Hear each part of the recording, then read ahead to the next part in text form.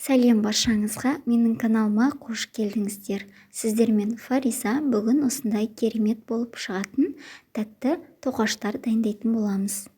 Бізге керекті заттардың барлығын мөлшерін төменге описанияға қалдырамын. ұн, қант, жұмыртқа, ашытқы, ерітілген май, тұз және уыз керек. Сиырдың уызы. Ыдысымызға 2 дана жұмыртқамызды салып, үстіне қант салып, жақсылап араластырамыз. Енді ерітілген майды құямыз, тағы жақсылап араластырамыз. Үстіне ашытқымызды саламыз құрғақ және жылы уызымызды құямыз. Уыздың орнына сүт пайдалансаңыздар да болады. Тұз салдық шым-шым және еліктен өткізілген ұнымызды жақсылап аз-аздан сала отырып, жұмсақ қылып қамыр елейміз. Біркелкі қылып басын біріктіріп, осылай қамыр дайындап аламыз. Жұмсақ қамыр болады. Ыдысымызды кішкене майлап аламыз, сұйық маймен. Енді 1 сағатқа ашытуға қоямыз. Қамырымыз ашыды, өте әдемі жұмсақ болып көтерілген. Енді осыны бірнеше бөлшектерге бөліп аламыз.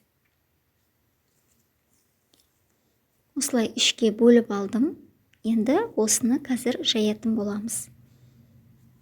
Қамырымыз өте әдемі болып көтерілген. Енді бірдей қылып жайып аламыз. Өте қалың жұқа қылмаймыз. Біркелкі қылып жайып шығамыз.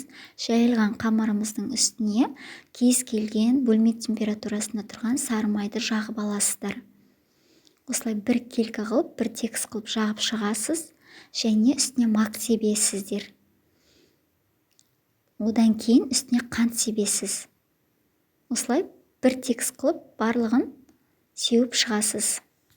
Бірдей қылып барлығын кесіп аласыз және де рулет қылып барлығын орап шығамыз.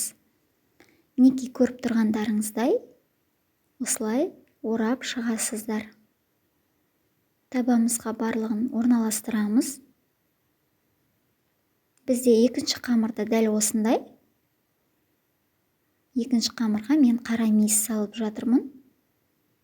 Оны да дәл сөйтіп орап шығасыз. Пешімізді алдын ала қыздырып қоямыз. Барлығын осылай табамызға саламыз және де үстіне жұмыртқасын жағып шығамыз. Барлығын әдемілеп тегіс жағып шығасыздар. 180 градуста 30-35 минут пісіреміз. Мінекей әдемі болып піседі. Өте жұмсақ және тәтті болып шығады. Міндетті түрде жасауға кеңес етемін. Ұнайды деген ойдамын. Жасап көріңіздер. Ас болсын. Менің каналыма тіркеліп, қоңыраушаны басып қойыңыз. Жаңадан шыққан видеоларды жіберіп алмас үшін өз ойларыңызбен бөлісе отырыңыздар. Үстіне осылай қант ұнтағын сепсеңіз де болады. Міндетті түрде жасап көріңіз. Сау болыңыз.